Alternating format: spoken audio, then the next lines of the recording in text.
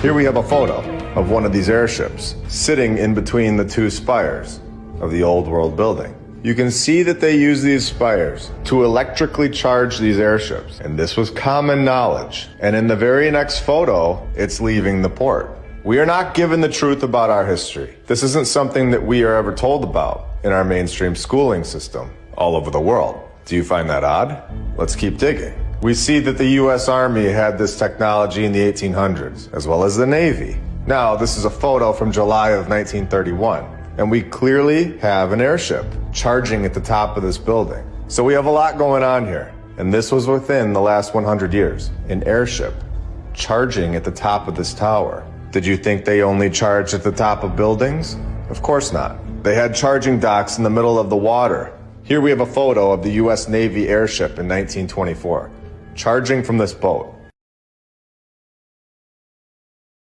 Sweden just implanted microchips into people's hands, turning humans into walking wallets. No cash, no cards, no wallets. Thousands of people in Sweden have taken a bold step into the future by implanting tiny microchips under their skin. About the size of a grain of rice, these chips act as digital IDs, payment methods, and access cards, all in one, from letting them pay for coffee, unlock doors, or ride trains with just a swipe of their hand. It works much like the contactless tap we use on cards, but here, the card is under your skin. So why is this happening in Sweden? The country is already one of the most cashless societies in the world. Only about 1% of its economy runs on notes and coins, compared to 10% in Europe. Among the younger generation, almost everyone relies on apps and digital payments. Even IKEA tested going fully cash-free and discovered that hardly any customers used bills, saving staff hours of time that used to be spent counting coins. But not everyone is celebrating. Seniors and immigrants worry about being left behind, and critics warn of privacy risks if implants ever connect to health records or government IDs. Sweden is showing the world just how far digital life can go. But a question remains, would you put a chip in your hand to pay?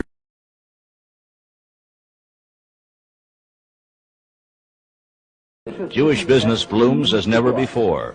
The House of Rothschild is just one example of the use of this tactic by the Jews to spread their net of financial influence over the working man.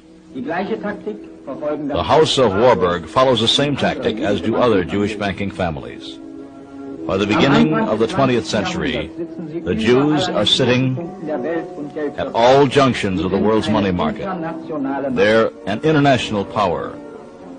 Though they make up only 1% of the population of the earth, their capital enables them to terrorize world exchanges, world opinion, and world politics.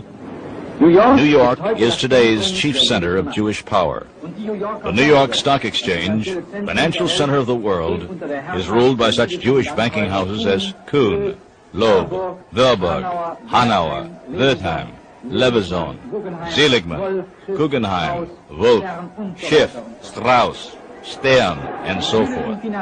These Jewish kings of finance love to play out their power behind the scenes and stay out of the limelight. Outwardly, they fit right in with their hosts. They look almost like genuine Americans. Bernard Baruch, Jewish financial advisor and friend of the American president, in the guise of a smart citizen of the United States.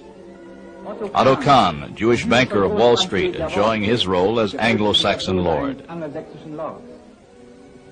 Jewish banker Felix Warburg. Jewish banker Mortimer Schiff.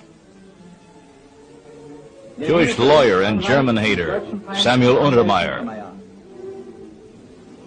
Professor Felix Frankfurter, Jewish legal advisor to the American president. Herbert Lehman, Jewish governor of the state of New York. LaGuardia, half-Jewish mayor of New York City. Henry Morgenthau, Jewish secretary of the Treasury of the United States.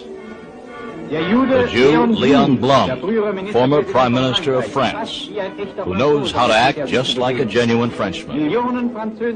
Millions of French workers once greeted him as their party leader. The Jew whore Belisha, former Minister of War for England.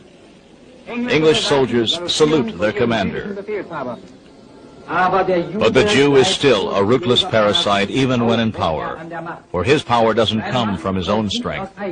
It lasts only as long as his misled hosts are willing to carry him on their backs.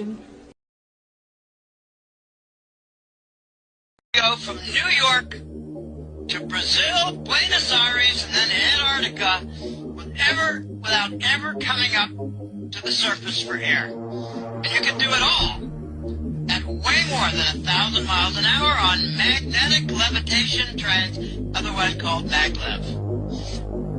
One thing he told me, he went from Virginia to Los Angeles in 45 minutes. Do the math, 3,000 miles an hour. Most people don't even believe that there's a tunnel network. There are hundreds of thousands of miles of tunnel systems.